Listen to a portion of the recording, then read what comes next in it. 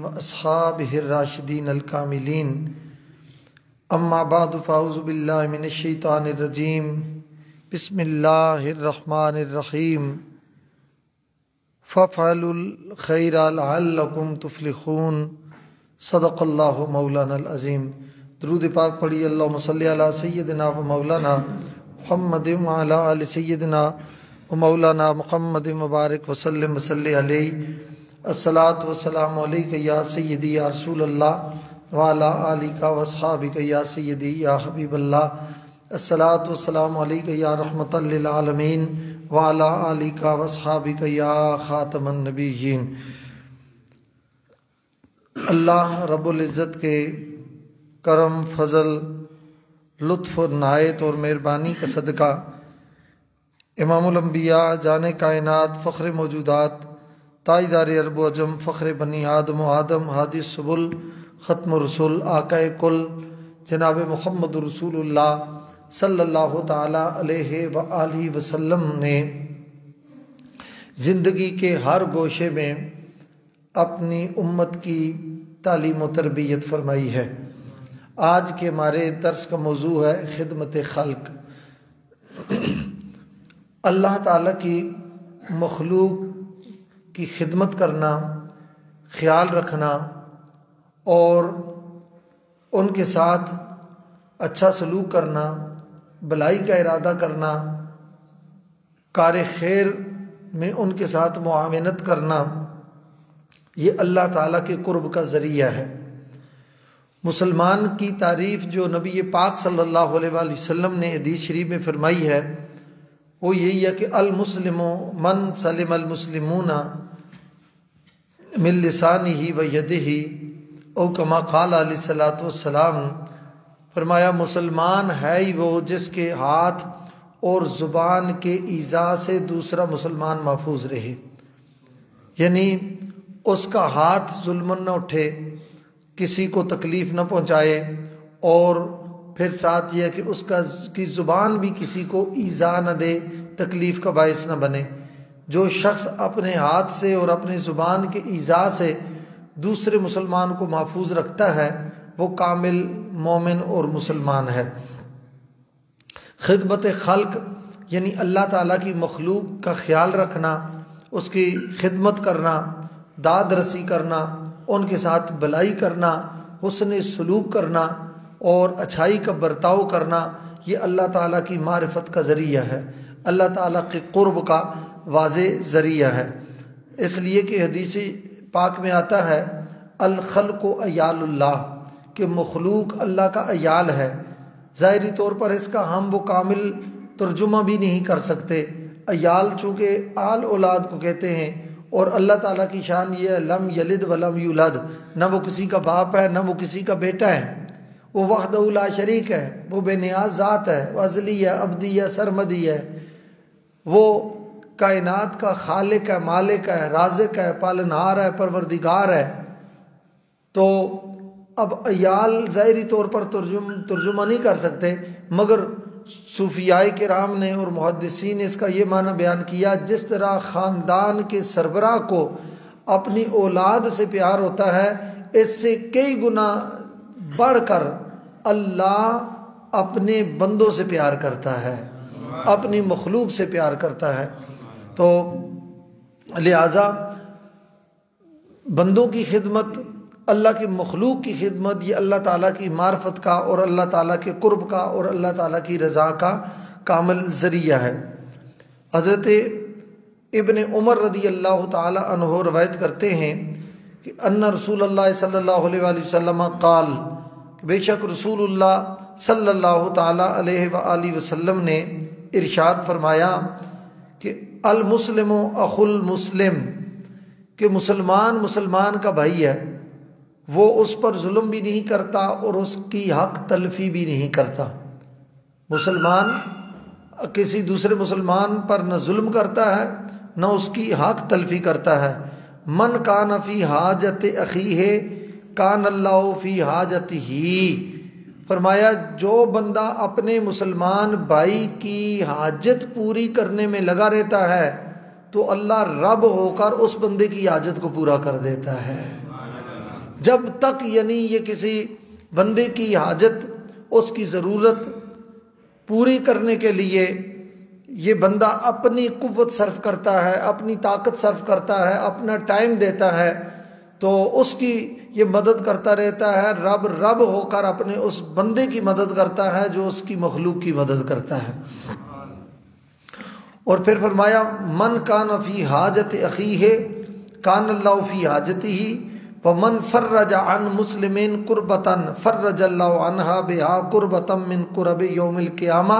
فرمایا جو کسی بندہ مومن کو مصیبت میں دیکھے، تنگی میں دیکھے، تکلیف میں دیکھے، پریشانی میں دیکھے، کسی ابتلاء، آزمائش، امتحان میں گرفتار دیکھے، اور اس کے پاس اتنی طاقت ہو، قوت ہو کہ اس کو یہ اس تکلیف سے نجات دے سکتا ہے، اس تکلیف سے نکال سکتا ہے، مصیبت سے رہائی دے سکتا ہے، کسی تنگی تکلیف پریشانی سے چھٹکارا دلانے کا سبب بن سکتا ہے، تو یہ کوتاہی نہ کرے اپنے بندے جو اپنا بھائی ہے، یہ جو بندہ مومن ہے، اس کے لیے یہ اپنی خدمت پیش کرے۔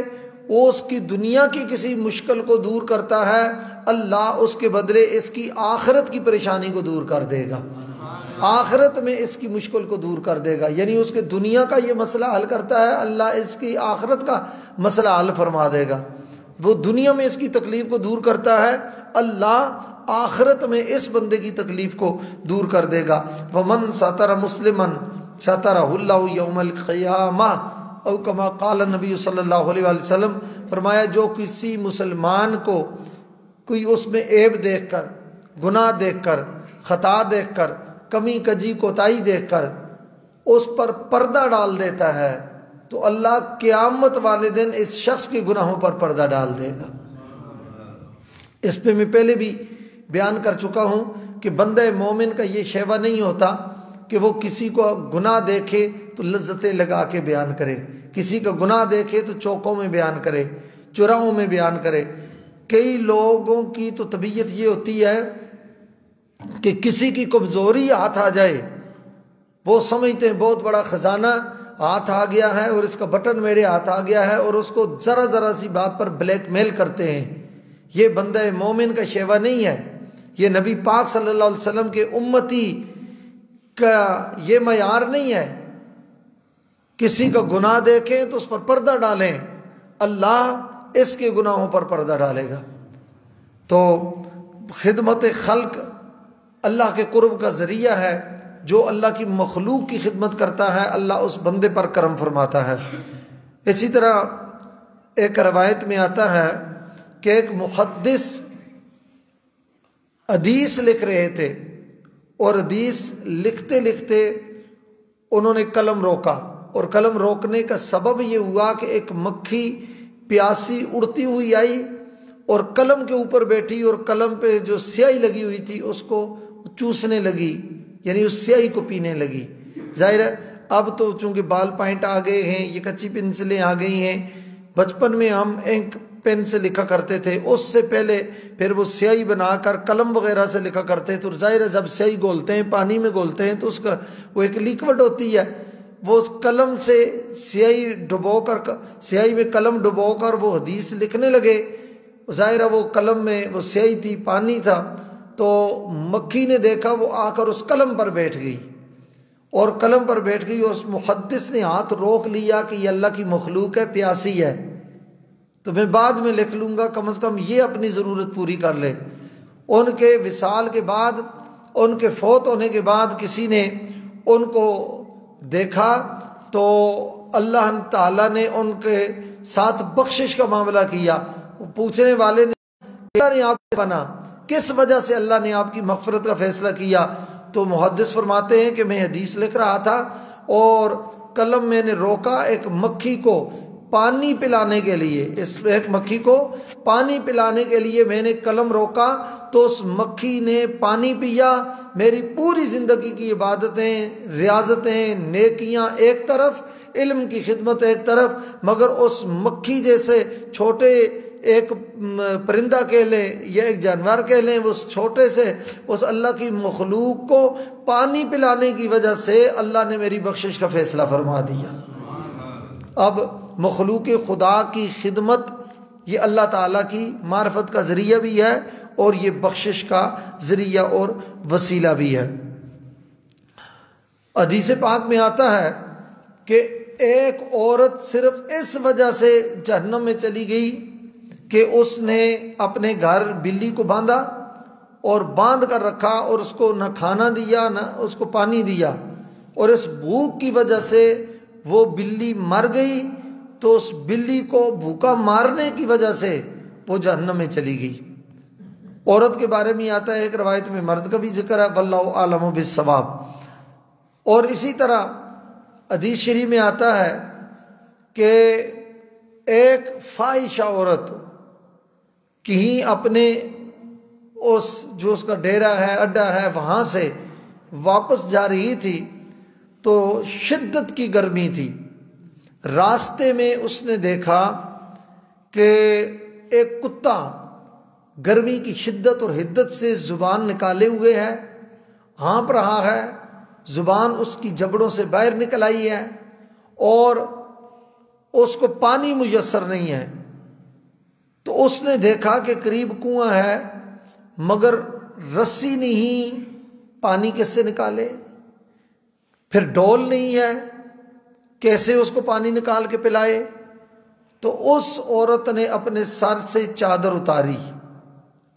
اب دیکھ لیں، اس پر غور کریں کہ ہے فاحشہ عورت، ہے غلط کام سے آ رہی ہے، مگر اس کے سر پر بھی چادر ہے، اس کے سر پر بھی دوپٹہ ہے۔ اور آج ہمارے معاشرے کا المیہ ہے کہ پرائمری تک چادر سر پہ دے کے اگر بچیوں کو بھیجو، 8ویں تک وہ چادر آدھے سر سے اتر جاتی ہے، میٹرک تک وہ گلے میں آ جاتی ہے، اور جب یونیورسٹی میں جائیں تو وہ گلے سے بھی چادر اتر جاتی ہے۔ تعلیم اللہ سے دوری کا راستہ نہیں دکھاتی، اتباع پیغمبر کا راستہ دکھاتی ہے۔ اسلام کو فالو کرنے کا راستہ دکھاتی ہے۔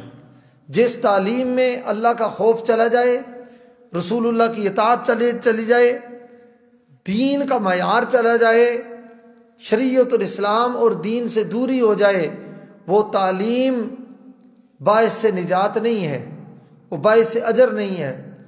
ہم ایسی کل کتابوں کو قابل ضبطی سمجھتے ہیں، ہم ایسی کل کتابیں قابل ضبطی سمجھتے ہیں کہ جن کو پڑھ کے بیٹے باپ کو خبتی سمجھتے ہیں۔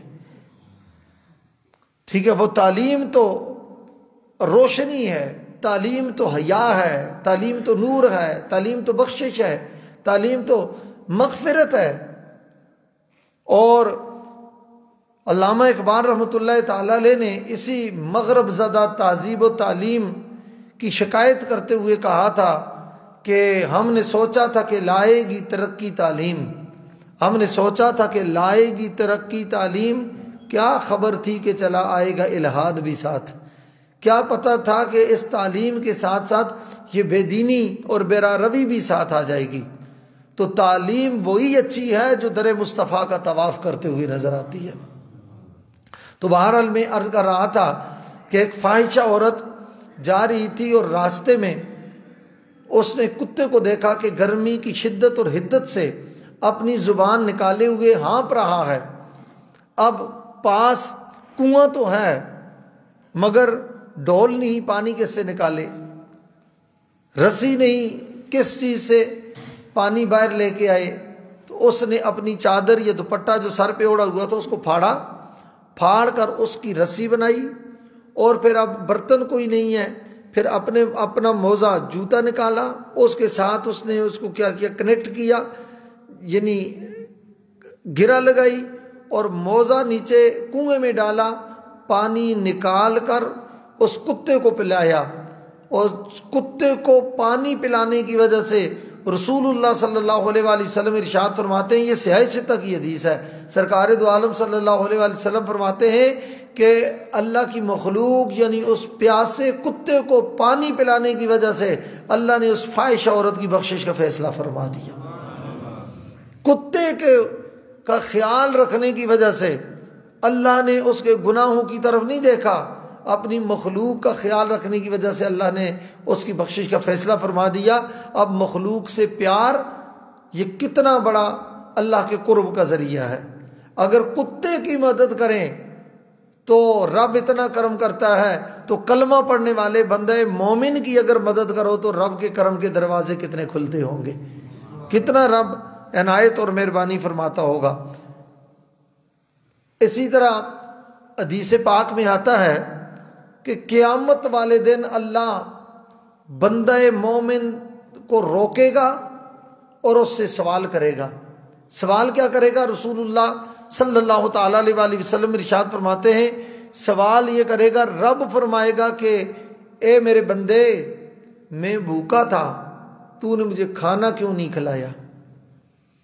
بندہ حیران اور پریشان ہوگا، وہ کہے گا کہ یا اللہ میں تجھے کیسے کھانا کھلاؤں، کیف اطعمک، میں تجھے کیسے کھانا کھلاتا، وانت رب العالمین، تو سارے جہانوں کو پالنے والا ہے، کائنات کا رب ہے، خالق ہے، مالک ہے، رازق ہے، پالنہار ہے، ستار ہے، غفار ہے، قہار ہے، جبار ہے، رب العالمین ہے، تو سب کو کھلانے والا ہے، سب کو پیدا کرنے والا ہے، سارے مخلوق ہیں، تو خالق ہے، سارے محتاج ہیں، تو دینے والا ہے، سارے فقیر ہیں، تو غنی ہے، میں کیسے یا اللہ تجھے کھانا کھلاتا؟ تو رب فرمائے گا، میرا فلاں بندہ تیرے پاس تیرے قریب وہ بھوکا تھا، اگر تو اس کو کھانا کھلاتا تو مجھے بھی اس کے پاس پا لیتا۔ تو پھر رب ذوالجلال فرمائے گا کہ مجھے پیاس کی شدت تھی، تو نے مجھے پانی نہیں پلایا۔ بندہ پھر کہے گا یا اللہ میں تجھے کیسے پانی پلاتا، تو رب العالمین ہے، کھلانے پلانے والا تو ہے، اور تو خود تو کھانے پینے سے پاک ہے۔ فرمایا میرا فلاں بندہ پیاسا تھا، اگر تو اس کو پانی پلا دیتا تو کیا کرتا؟ مجھے بھی اس کے پاس پا لیتا اور میری بھی رضا حاصل کر لیتا۔ اسی طرح کپڑے کا ذکر آتا ہے کہ اگر تو اس کو کپڑا دے دیتا تو میری بھی رضا حاصل کر لیتا۔ تو نبی پاک صلی اللہ تعالیٰ علیہ وآلہ وسلم کی یہ تعلیمات ہیں کہ مخلوق کی آپ خدمت کریں گے تو خالق کی رضا حاصل کر لیں گے۔ حضرت بایزید بسطامی رحمۃ اللہ تعالیٰ علیہ کے حوالے سے آتا ہے کہ آپ ایک دن کی سفر سے واپس آ رہے تھے، سردیوں کی رات تھی، شدید سردی تھی اور ٹھٹھرتی ہوئی رات تھی۔ تو کہتے ہیں کہ آپ کے دروازے کے باہر ایک بلی تھی اور وہ سردی سے کانپ رہی تھی۔ حضرت بایزید بسطامی نے دروازہ کھولا تو اندر چلے گئے۔ پھر دل میں خیال آیا کہ میں بھی اللہ کی مخلوق ہوں، یہ بھی اللہ کی مخلوق ہے، میرا گھر ہے، اس کا گھر بھی کوئی نہیں، میرے لیے کھانا ہے، اس کے لیے پاس کھانا بھی کوئی نہیں ہے، اور مجھے اگر سردی لگتی ہے، میں رضائی میں رکھ کر بھی مجھے سردی لگتی ہے، اس کے پاس تو کچھ بھی نہیں، یہ باہر ہے، کھلی ہوا میں ہے، ٹھنڈی فضاؤں میں ہے، تو اس کو تو زیادہ سردی لگتی ہوگی۔ حضرت بایزید بسطامی سو نہ سکے، اٹھے اور بلی کو باہر اٹھایا، لے کے آئے، ہاتھ پھیرا، دودھ گرم کیا، پیالے میں اس کو دودھ پلایا، دودھ پلانے کے بعد اس کو اپنے ساتھ ہی رضائی میں بستر میں سلا دیا۔ صبح ہوئی تو وہ بلی اٹھ کر چلی گئی۔ خیر وہ زندگی گزری، سارے معاملات ہوئے۔ آپ کے حوالے سے تصوف کی کتابوں میں آتا ہے کہ جب آپ کا وصال ہوا تو کسی نے پوچھا کہ اللہ نے آپ کے ساتھ کیا معاملہ فرمایا؟ کہا قبر کا معاملہ بڑا سخت ہے، آسان نہیں ہے، بہت سخت معاملہ ہے۔ تو میرے اعمال تو اپنی جگہ، تو رب ذوالجلال نے مجھ سے پوچھا کہ بایزید بتاؤ کیا لے کے آئے ہو؟ میں نے کہا جب منگتا بادشاہ کی چوکھٹ پہ آتا ہے، فقیر آقا کی چوکھٹ پہ آتا ہے تو وہ کوئی لے کر نہیں آتا، وہ لینے کے لیے آتا ہے۔ یا اللہ میں تو تیری بارگاہ میں آیا ہوں، میں تیری بارگاہ میں آیا ہوں، میں تو اسے بخشش لینے کے لیے آیا ہوں، میں تو خالی ہاتھ آیا ہوں، میرے پاس تو کوئی بھی نہیں ہے۔ اللہ کی پوری زندگی اعمال کی ہے، پوری زندگی اللہ کی یاد میں گزاری۔ اللہ اکبر کبیرہ۔ تو رب ذوالجلال کی طرف سے حکم ہوا، اما تذکر لیلۃ اللبن با یزید، تجھے وہ دودھ والی رات یاد ہے؟ ان کا کون سی رات؟ تو ادھر سے حکم ہوا کہ وہ جو میری مخلوق بلی ایک سردی سے ٹھٹر رہی تھی، تو اس کو اندر گھر میں لے کے آیا تھا، دودھ پلایا تھا، دودھ پلانے کے بعد تو نے اپنے ساتھ اس کو لحاف میں سلایا تھا، وہ رات تجھے یاد ہے؟ عرض کی الہی وہ رات مجھے یاد ہے۔ فرمایا جا اس رات میری مخلوق کی خدمت کرنے کی وجہ سے میں نے تیری بخشش کا فیصلہ کر دیا۔ اب اندازہ لگائیں کہ اگر اس مخلوق کے ساتھ ہمدردی کی جائے تو رب اتنا کرم کرتا ہے، اور انسانوں کے ساتھ ہمدردی کی جائے، انسانوں کا خیال رکھا جائے، انسانوں کی ضرورت پوری کی جائے، تو رب پھر کتنی کرم نوازی فرماتا ہوگا، رب کتنی عطا اور کرم نوازی فرماتا ہوگا۔ یہ اسلام ہے، یہ اسلام کی تعلیمات ہیں۔ اگر اسلام جانوروں کا اتنا خیال رکھتا ہے تو اللہ کے بندوں کا خیال رکھنے والوں پر اللہ کتنا کرم کرتا ہوگا۔ اللہ اکبر کبیرہ۔ نبی کریم صلی اللہ تعالی علیہ وآلہ وسلم ارشاد فرماتے ہیں کہ من نفس عن مؤمن قربۃ من قرب الدنیا، فرمایا جو کسی بندہ مومن سے دنیا کی کوئی تنگی، تکلیف، مصیبت، آزمائش، پریشانی دور کرتا ہے، نفس اللہ عنہ قربۃ من قرب یوم القیامہ، فرمایا اللہ اس تنگی دور کرنے والے، تکلیف دور کرنے والے بندہ مومن کے ساتھ تعاون کرنے والے کی اللہ آخرت کی پریشانی کو دور کر دیتا ہے۔ وَمَنْ يَسَّرَ عَلَى مُعْسِرٍ يَسَّرَ اللَّهُ عَلَيْهِ فِي الدُّنْيَا وَالْآخِرَةِ، جو کسی تنگ دست کو دیکھ کر، پریشان کو دیکھ کر اس کی مدد کرتا ہے، اس کے ساتھ دست تعاون دراز کرتا ہے، اس کی مصیبت دور کرتا ہے، اللہ اس بندے کی دنیا اور آخرت کی مصیبتوں کو دور کر دیتا ہے۔ اور سرکار دو عالم سید عالم صلی اللہ علیہ وآلہ وسلم حسنین کریمین طیبین طاہرین کو گود میں لے کر لاڈ کر رہے تھے، شفقت کر رہے تھے۔ نبی پاک صلی اللہ تعالی علیہ وآلہ وسلم کے ایک صحابی حضرت اقرا بن عابس رضی اللہ تعالیٰ عنہ، وہ عرض کرتے ہیں یا رسول اللہ میرے تو اتنے بچے ہیں، میں نے کسی کے ساتھ تو لاڈ نہیں کیا، پیار نہیں کیا، آپ حسن حسین کے ساتھ اتنا پیار کرتے ہیں، اتنا لاڈ کرتے ہیں۔ میں نے اس دن بھی کہا تھا کہ مسواک بھی سنت ہے، میٹھا بھی سنت ہے، پانچا اوپر کرنا بھی سنت ہے، ٹوپی پہننا بھی سنت ہے، امامہ پہننا بھی سنت ہے، مگر اس سے بہت زیادہ میٹھی سنت امام حسن حسین سے پیار کرنا بھی ہے۔ یہ بھی رسول اللہ صلی اللہ علیہ وآلہ وسلم کی سنت ہے۔ تو نبی پاک صلی اللہ تعالی علیہ وآلہ وسلم نے پھر ان کو فرمایا اگر تیرے دل کو اللہ نے اگر شفقت سے محروم کر دیا ہے تو میں کیا کر سکتا ہوں۔ بس حضور نبی علیہ الصلوۃ والسلام کا یہ فرمانا تھا، تو ان کے دل میں بھی یہ پیار پیدا ہو گیا۔ تو اپنے بچوں سے لاڈ کرنا، پیار کرنا، شفقت کرنا، یہ نبی پاک صلی اللہ تعالی علیہ وسلم کی سنت میں سے ہے، یہ اسلام کی تعلیمات میں سے ہے۔ تو اللہ کا یہ شکر ہے کہ اللہ تعالیٰ نے رزق اور روزی کا معاملہ اپنے ہاتھ میں رکھا ہے، ورنہ کسی بندے کے ہاتھ میں ہوتا تو جس سے بندہ ناراض ہو جاتا اس کا رزق بند کر دیتا، اس کے سانسیں روک دیتا۔ خدا کا شکر ہے صوفی، اسی کے ہاتھ ہے روزی، اگر یہ حق بھی انسان کو دیا ہوتا تو کیا ہوتا۔ شیخ سعدی فرماتے ہیں طریقت بجز خدمت خلق نیست بتسبیح و سجادہ و دلق نیست، فرمایا طریقت جو ہے، معرفت جو ہے، یہ روحانیت جو ہے، یہ اللہ کی مخلوق کی خدمت کے علاوہ اور کچھ بھی نہیں ہے۔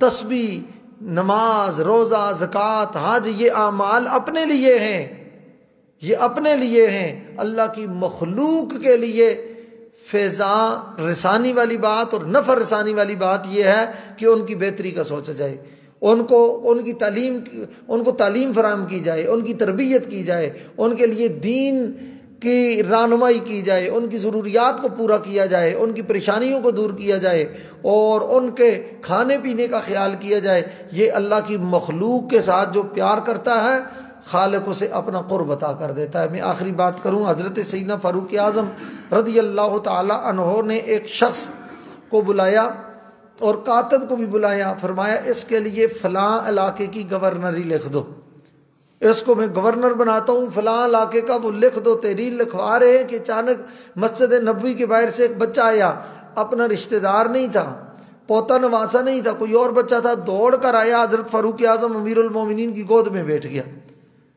اب فاروق اعظم کا رعب اور دبدبا غیروں کے لیے کتنا ہے، اور ایک عام بچہ آیا مسلمانوں کا، آ کر گود میں بیٹھ گیا اور حضرت فاروق اعظم رضی اللہ تعالیٰ عنہ کی داڑھی کے ساتھ کھیلنے لگا۔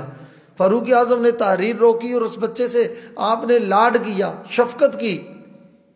تو وہ جس کے لیے آپ گورنر کی تحریر اور حکم نامہ لکھوا رہے تھے، اس نے کہا کہ حضور یہ آپ کا بچہ ہے؟ فرمایا نہیں۔ کہا آپ کا پوتا ہے؟ فرمایا نہیں۔ نواسا ہوگا؟ کہا نواسا بھی نہیں۔ اس نے کہا پھر ایک عام بچے سے آپ اتنا لاڈ کیوں کرتے ہیں؟ میں تو اپنے ذاتی جو بچے ہیں ان سے اتنا لاڈ نہیں کرتا۔ اتنا اس کا کہنا تھا۔ فاروق اعظم نے وہ کاغذ کھینچا، کاتب کے ہاتھ سے اس کو پھاڑ دیا۔ وہ پریشان ہو گیا کہ لگا اتنی کوئی بات میں نے تو کی نہیں کہ حضرت امیر المومنین کی طبیعت میں اتنا جلال اور ملال آ گیا اور آپ نے فوراً کاغذ ہی پھاڑ دیا۔ عرض گزار ہوا حضور مجھ سے گستاخی ہو گئی ہے تو میں معذرت چاہتا ہوں۔ فرمایا نہیں گستاخی نہیں ہوئی، میرے سامنے ایک راز کھل گیا ہے۔ ان کا حضور کیا ہوا؟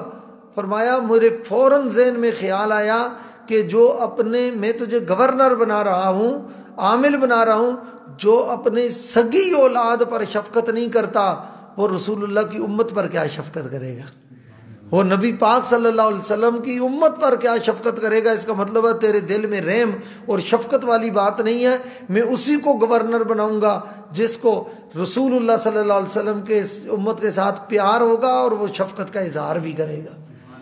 اب یہ ہے کہ اللہ کی مخلوق کے ساتھ پیار کرنا، محبت کرنا، یہ نبی کریم صلی اللہ تعالیٰ علیہ وآلہ وسلم کی تعلیمات کا خلاصہ ہے، اور رسول اللہ صلی اللہ علیہ وآلہ وسلم کی پاکیزہ سنت بھی ہے اور سکھلایا ہوا درس بھی ہے، اور خدمت خلق، قرب خالق کا، اللہ کی معرفت کا اور قرب کا سب سے بڑا ذریعہ ہے۔ اللہ تعالی ہمیں اپنی مخلوق کے ساتھ پیار کرنے کی اور اس پیار کا اظہار کرنے کی توفیق عطا فرمائے۔ وما علیہ الا البلاغ المبین۔